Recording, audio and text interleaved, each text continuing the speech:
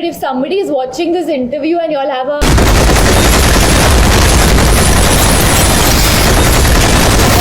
তো hello everyone, আপনাদের জন্য আবারও নিয়ে আসলাম গুড নিউজ, যেটা শুনলে আপনারা সবাই রীতিমতো অবাক হয়ে যাবেন।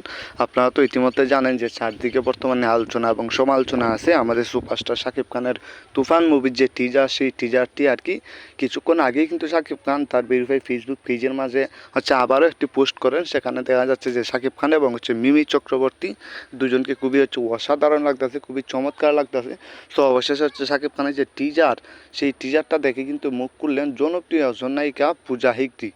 আপনারা হয়তো কম বেশি সবাই তাকে চিনেন, শাহরুখ খান, সালমান খান, ঋত্বিক খান, আমির খান বা আল্লু অর্জুন, তাদের নায়িকা বলা যায় আর কি, তেলুগু, তামিল বা হলিউড বলিউডের নায়িকা।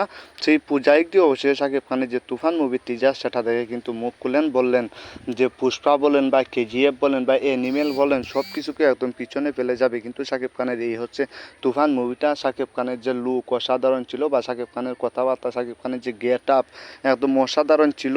পুষ্পা মুভিতে বা কেজিএফ মুভিতে ইয়াস বা অ্যানিমেল মুভিতে যে রণবীর কাপুর, তাদেরকে কিন্তু একদম পিছনে ফেলে শাকিব খানের তুফান মুভিটা অনেকটা এগিয়ে যাবে। যদি এটা 8-10টা ভাষা রিলিজ করা হয় তাহলে খুবই ভালো হবে। পূজা হেগড়ে বলেন যে আমি টিজারটা দেখছি, আমার কাছে ব্যক্তিগতভাবে খুবই ভালো লাগছে, অসাধারণ লাগছে, খুবই চমৎকার লাগছে। এই ধরনের টিজার সবসময় দেখা যায় না। তো শাকিব খানের জন্য শুভকামনা রইল, শাকিব খান আরও ভালো কিছু করবেন, এমন কিছু কিন্তু জানালেন পূজা হেগড়ে। তো আপনাদের কাছে টিজার কেমন লাগলো বা পূজা হেগড়ের কথাবার্তা কেমন লাগলো সেটা কমেন্টে জানিয়ে দিবেন।